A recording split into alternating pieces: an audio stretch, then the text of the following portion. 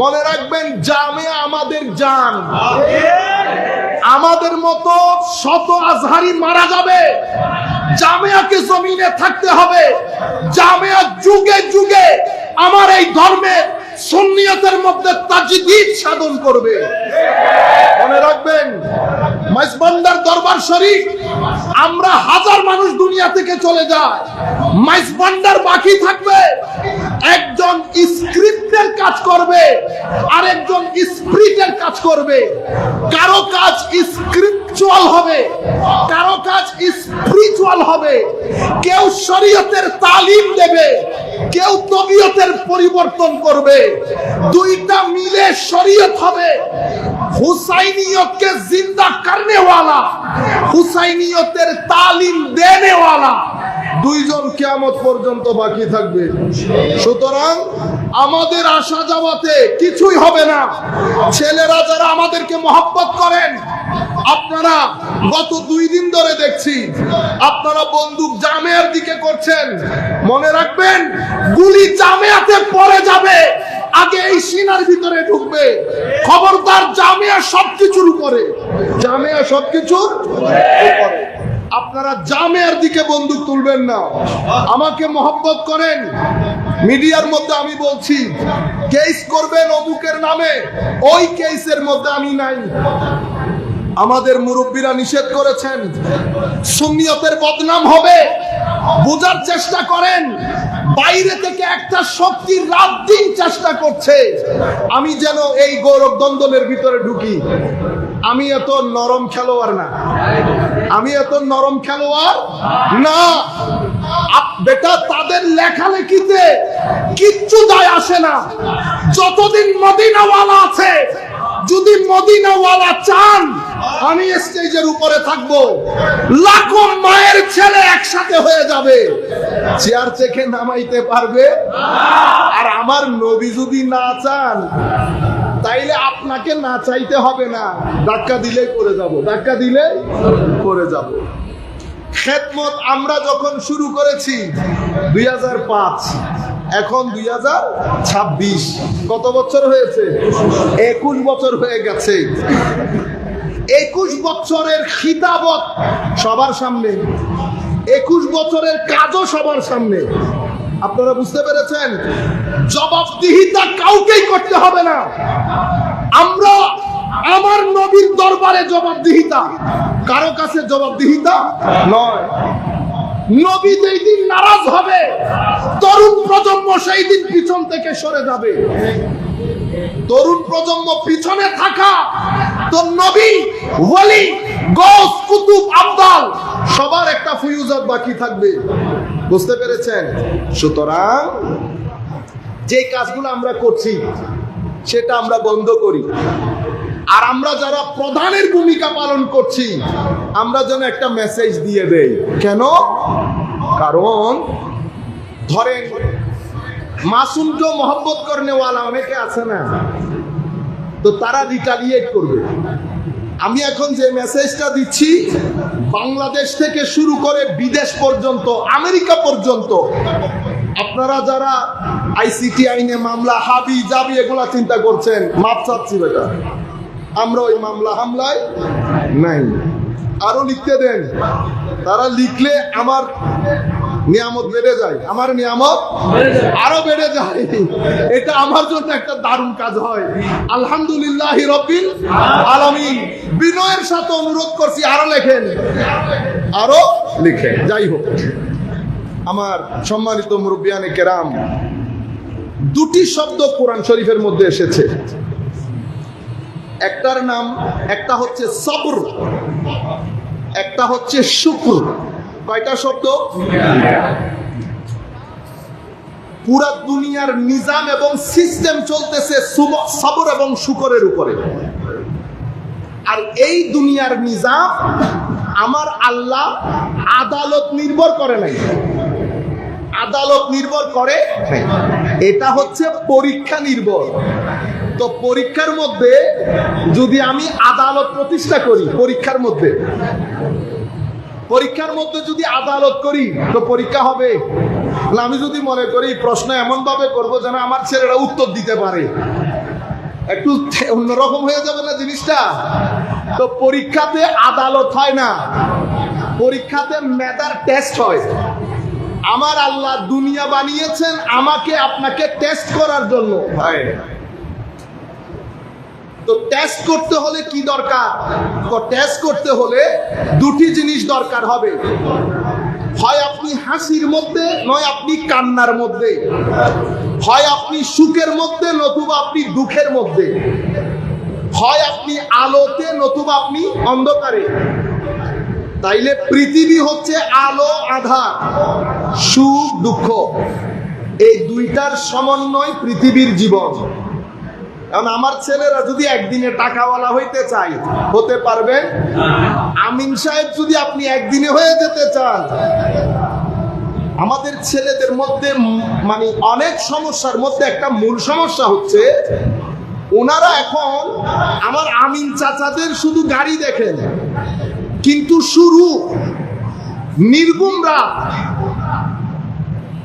মাথা থেকে পা পর্যন্ত ঘাম জড়ানো দিন, এগুলা কেউ দেখে? মনে রাখবেন, আমার আল্লাহর নিয়ম হচ্ছে শ্রম ছাড়া ধন আসে না। আমি ছেলেদেরকে বলছি, বেটা শ্রম ছাড়া যদি ধন আসে তো মনে করবেন আপনি রাইট লেফট করেছেন। কি করেছেন? Right left. কালকে একটা জায়গায় গিয়েছি, সেখানে একজনে ঘর দেখাইতেছে, তা আমি বলতেছি কি কাজ করে? কোন জায়গায় কাজ করে? আল্লাহ 2 নম্বরই করছে।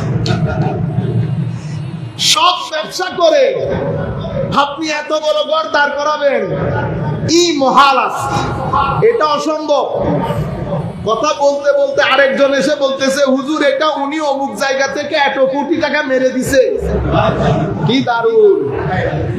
ছেলেদের সমস্যা হচ্ছে, বেটা আপনারা শুধু বিল্ডিং দেখেন, বিল্ডিং আসল বিষয় না, বিল্ডিং এর ভিতরের সুখ আসল বিষয়, শান্তি আসল বিষয়। 1 টাকা যদি ঠিক মিক বলিয়েন না ভাই, মসজিদের মধ্যে আওয়াজ করব আমি, আপনাদেরকে তরবিয়ত দিচ্ছি। কোন মাহফিলের মধ্যে গিয়ে রাজনৈতিক ময়দানে করবেন সেটা ঠিক আছে, মসজিদের মধ্যে আপনি কেন ঠিক বেঠিক বলবেন? যদি ঠিক আপনি জানেন তো ওয়াজ আপনি করেন, এগুলা বলিয়েন না। আর হুজুর যদি বলে ঠিক কিনা বলেন, চুপ থাকবেন। ঠিক বলার দায়িত্ব আপনার। কিছু তরবিয়ত দরকার। ছেলেরা যারা লেখাপড়া করছে তারা এগুলা নিয়ে হাসাহাসি করে, আপনারা এগুলা করবেন না। এগুলো তরবিয়ত দিচ্ছি, মাইকের মাধ্যমে অনেক জায়গায় যাচ্ছে। আমি চাচ্ছি আর একটা রেভলিউশন তৈরি হোক। তাইলে গড়ের সুখ আসল জিনিস, বুঝতে পেরেছেন? গড়ের সুখ আসে হায় হায় প্রথম বিষয় আকলুল হালাল, হালাল রুজি দিয়ে। এই জন্য সুফিয়াই কেরাম যে 7টা স্তম্ভের উপর তরিকত তাসাউফকে দাঁড় করিয়েছে, সেই 7 স্তম্ভের 1 স্তম্ভের নাম হালাল রুজি। কি রুজি? হালাল রুজি। হালাল রুজির বাইরে স্থিরতা আসবে। সুতরাং আমাদের ছেলে পুলে যারা টাকা ইনকাম করছেন, এখন আপনি সারাদিন ইয়েজিদি, মসজিদে ঢুকে হুসাইনি, তাইলে দুইটা একসাথে হয়ে গেছে, ডুয়াল পার্সোনালিটি। তো যদি পার্সোনালিটির মধ্যে দ্বৈততা থাকে, জিন্দেগির মধ্যে আপনি চাইতে চাইতে হোয়াইট হাউসের ভিতরেও যদি ঢুকে যান, হায় হায় এখানে শান্তি আসবে না। সব কিছু আপনার হাতে দিয়ে দিয়েছে আল্লাহ। সাকিনা, মৌনের প্রশান্তি আমার আল্লাহর হাতে রেখে দিয়েছে। টাকা দিয়ে দিয়েছে, দৌলত দিয়ে দিয়েছে, যাহা মন চাই খেতে পারবেন। একটা জিনিস আমার আল্লাহর হাতে রেখে দিয়েছে, সেটার নাম সাকিনা। কোরআনে পাকের মধ্যে ওয়াল্লাযী আনজালা সাকিনাতা আলা কুলুবিল মুমিনিন লিয়াজদাদু ঈমানাম মাআ ঈমানিহিম। আমার আল্লাহ সাকিনা আমার আল্লাহর কুদরতের হস্তে রেখে দিয়েছেন। আল্লাহ এই সাকিনা কখন দান করেন? যার জীবনের সাথে আমার নবীর জীবনের মিল থাকে এবং যার সাথে আমার ওলিদের নিসবত থাকে, তাইলে সকিনা আসে দুইটার মাধ্যমে। নবীর জীবনীর সাথে মিল থাকা, ওলির সাথে সোহবত এবং নিসবত থাকা, এই দুইটার মাধ্যমে সকিনা আপনার কলব বাতেনের মধ্যে আসে। নবীর, এখন আপনি বলতে পারেন উমাই কি কথা, নবীর জীবনের সাথে মিল থাকলে তো হয় না ভাই, না ভাই। নবীর জীবনের সাথে মুনাফেকরাও মিল রেখেছে, মুনাফেকরাও মিল রেখেছে। নবীর মতো করে নামাজ পড়েছে, হজ করেছে, যাকাত দিয়েছে, কোরআনের তিলাওয়াত করেছে। এত সত্ত্বেও আমার নবীর সাথে, আলে রাসূলের সাথে বিয়াদবি রাখার কারণে আমার নবী দিন থেকে খারিজ বলেছেন। সেই কারণে নবীর জীবনের সাথে মিল রেখে সুন্নত পালন করলেন, ওলির সাথে নিসবত রেখে আল্লাহর সুন্নত পালন করলেন। যেমন আমার আল্লাহ বলছেন, মান আদা লি ওয়ালিয়ান ফাকাদ আযানতুহু বিল হারব। তুমি যদি আমার ওলির সাথে শত্রুতা পোষণ করো, আমি তোমার জন্য যুদ্ধের ঘোষণা দিলাম। তো আমার আল্লাহ যার সাথে যুদ্ধ করে তার ভিতরে টেনশন থাকে, কি থাকে? তো টেনশন থাকলে পিস অফ মাইন্ড থাকে, থাকে না। সুতরাং দুটি জিনিস, নবীর সাথে নবীর সুন্নতের মিল, আউলিয়ায়ে কেরামের নিসবত, এই দুটি জিনিস থাকলে অন্তরের মধ্যে প্রশান্তি থাকে।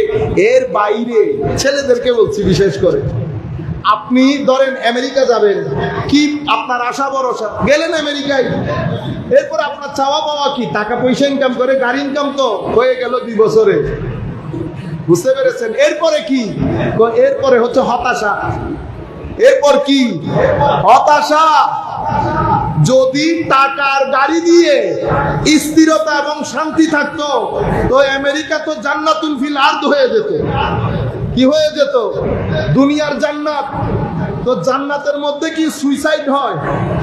পৃথিবীতে সবচেয়ে সুইসাইড বেশি কোথায়? আমেরিকাতে। দর্শন, ক্রাইম, অশান্তি এবং তালাক কোথায় বেশি? তালাক কি মানুষ হাসতে হাসতে দেয়? তালাক হচ্ছে অনেক দিনের হতাশা, নিরাশা, ক্ষোভের বিস্ফোরণের নাম। সেই বিস্ফোরণ বিল গেটসের মধ্যে হয়েছে কিনা? বিল গেটস সবচেয়ে টাকাওয়ালা মানুষ, ট্রাম্পের হয়েছে। সমস্যা হচ্ছে আপনারা যেটা মনে করছেন জীবন, সেটা না। আধুনিকতা, ম্যাটেরিয়ালিজম আপনাদেরকে বুঝিয়েছে পৃথিবীর টাকা সর্বস্ব। পৃথিবীর টাকা সর্বস্ব না, পৃথিবী আকল সর্বস্ব না, পৃথিবী বিবেক সর্বস্ব না।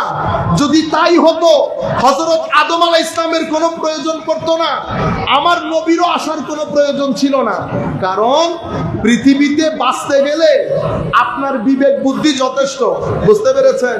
খাওয়া দাওয়ার ব্যবস্থা আল্লাহ করেছেন, হাত পা নাড়লে টাকা পয়সা আসবে, অতঃপর খাবেন, ঘুমাই যাবেন।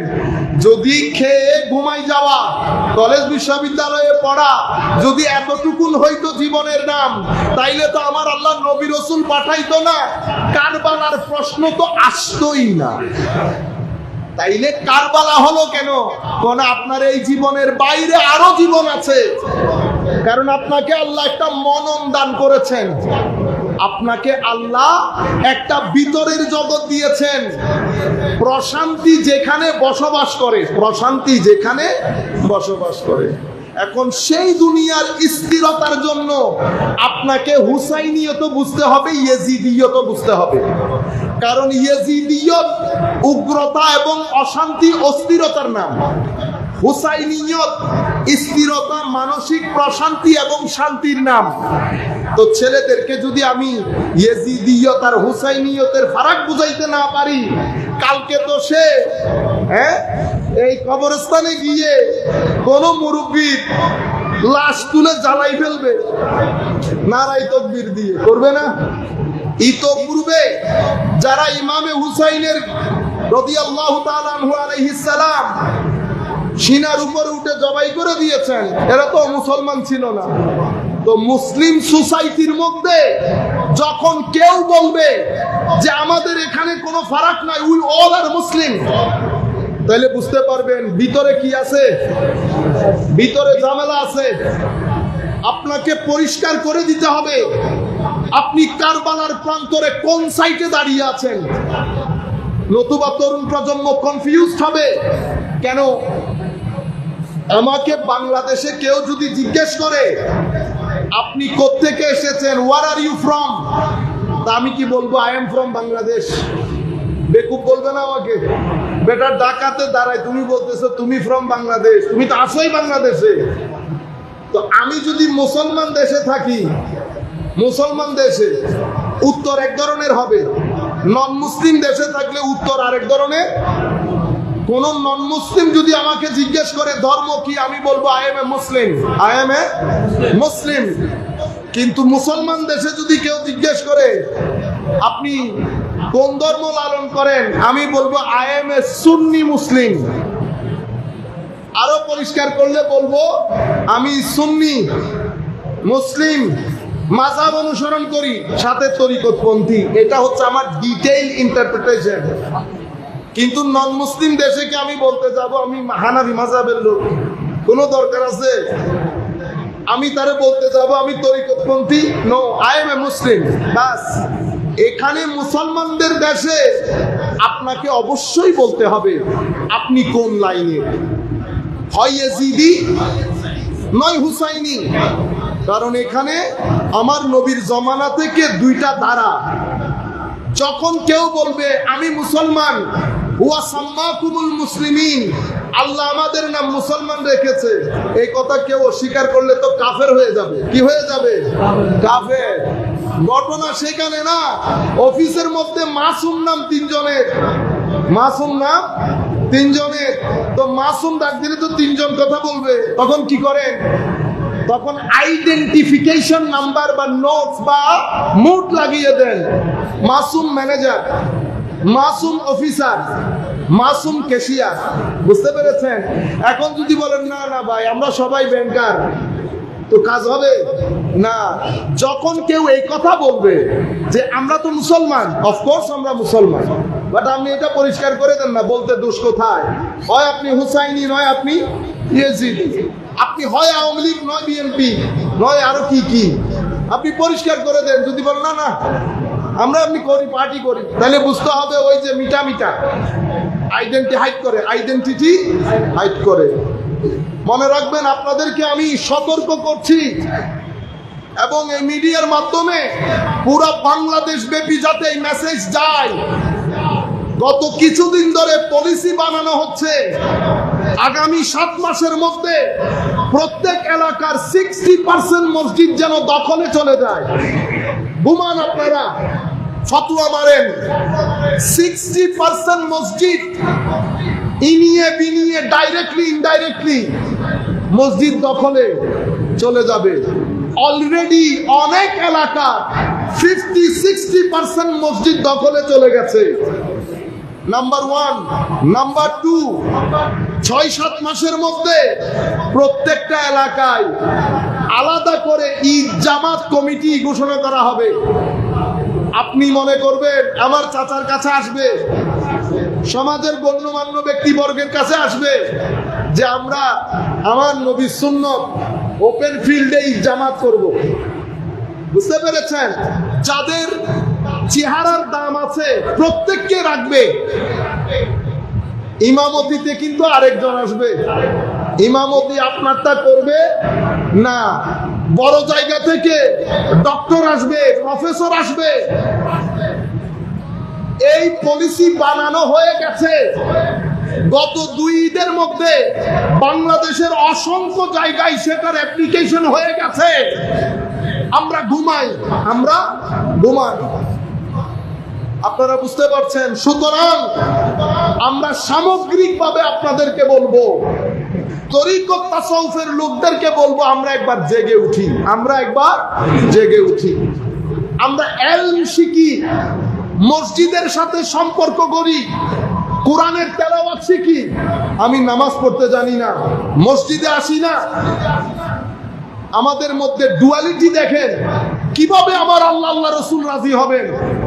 আমার নবী বলেছেন দুটি জিনিস রেখে যাচ্ছি, কিতাবুল্লাহ ও আহলু বাইতে রাসূলিল্লাহ। তাহলে কিতাব আল্লাহ ও আহলু বাইতে রাসূলিল্লাহ দুটি জিনিস, তো আমার নবী দুইটাকে আঁকড়ে ধরতে বলেছেন। সোসাইটির মধ্যে, আমাদের দেশের মধ্যে কেউ কোরআনকে আঁকড়ে ধরে, আলে রসুলকে ছেড়ে দেয়, কেউ আলে রসুলকে আঁকড়ে ধরে কোরআনকে ছেড়ে দেয়। আমি আগে আমারটা বলি, আমরা যারা আলে রসুলের মহব্বত দাবি করি, আলে রসুলকে গ্রহণ করি, আমরা তাদের আদর্শকে গ্রহণ করি, মোস্টলি কোরআনের তিলাওয়াতি করতে জানি না, বোঝা তো অনেক দূরের কথা। তাইলে আপনি একটা রেখেছেন, একটা ছেড়েছেন। কিন্তু আমার অহংকারের জায়গা, রুয়ে জমিনের কিবলা, আরশের কিবলা, সৈয়দনা ইমামে হুসাইনের ঘর, যেই ঘরের সাথে সম্পর্ক ইমামুল মুরসালিন খাদিজাতুল কুবরা, যার কাছে আমার আল্লাহ সালাম পাঠিয়েছেন। বুঝতে পেরেছেন?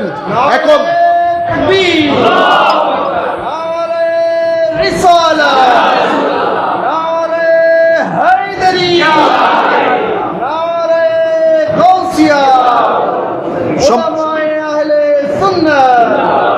সম্মানিত উপস্থিতি, এটা আমার নবী।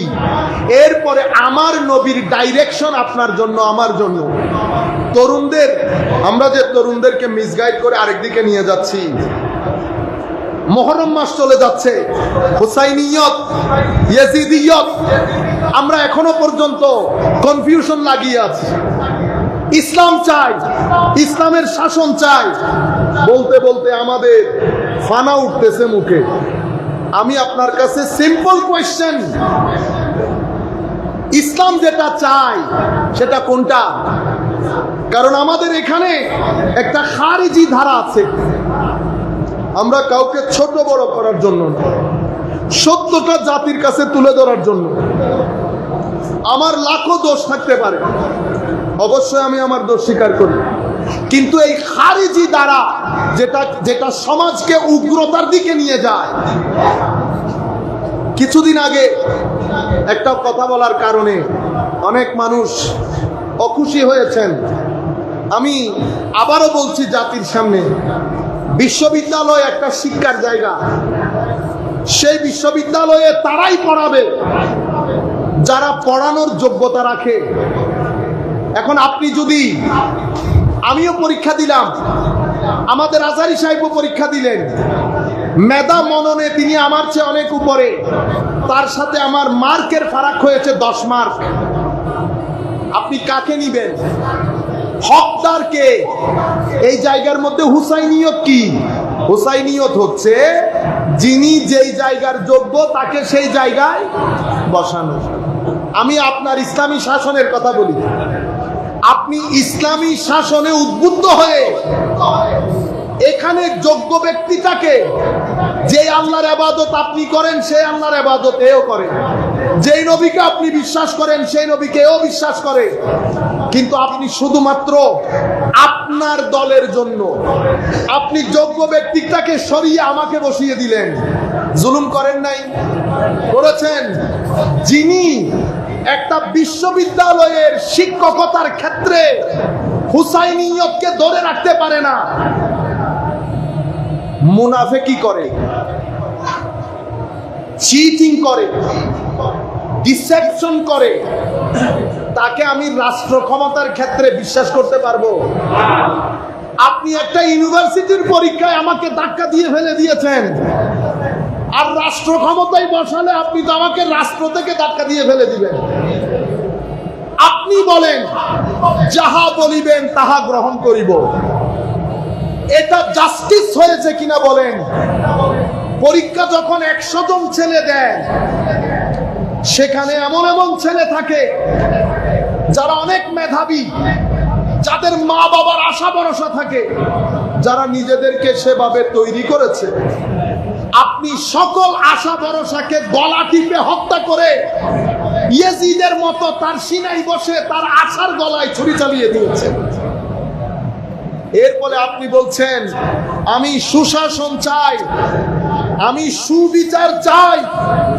এখন আপনি একটা বিশ্ববিদ্যালয়ে সুবিচার প্রতিষ্ঠা করতে পারলেন না, 4 টাকার অফিসে সুবিচার প্রতিষ্ঠা করতে পারলেন না, মেধাকে গুরুত্ব দিতে পারলেন না, মেধার ভিত্তিতে নিতে পারলেন না, সেই জায়গায় আমি আপনাকে মহান জায়গায় বিশ্বাস করতে পারবো? বলেন দেখি। এটাকে বলে ইয়েজিদিয়ত। সেই কারণে আপনি বুকে হাত দিয়ে আল্লাহ রসুলকে সাক্ষী রেখে বলবেন ধর্ম কোনটা চান, ইয়েজিদিয়ত না হুসাইনিয়ত? যদি বলতে না চান আমাকে ধরে নিতে আমি বাধ্য হব। পেছনে নেফাকত আছে। কি আছে? নেফাকত আছে। Identity has to be very clear. Either you are from India or you are from Bangladesh. না, আমি এই ইন্ডিয়ার একটু আগে, বাংলাদেশের একটু পরে। নো, ক্লিয়ার করে দেন। আপনারা বুঝতে পেরেছেন? আচ্ছা, সময় শেষ। সবর এবং শুকর, আর 2টা হাদিস বলে বক্তব্য শেষ। তো তরুণদেরকে যেটা বুঝাতে চাচ্ছি, ধৈর্যশীলতাটাকে প্র্যাকটিস করে। আপনি যখন রাস্তায় যাবেন, আপনার এখানে অনেক ধরনের ঘটনা ঘটবে। এখন আপনার দিনদারি কি শুধু মসজিদে না, আপনার 78% দিনদারি মসজিদের বাইরে। আপনি দিনদারি দেখেন মসজিদের ভিতরে। আমার কথা বলি, ওরে বাপরে বাপ, কি সুফি!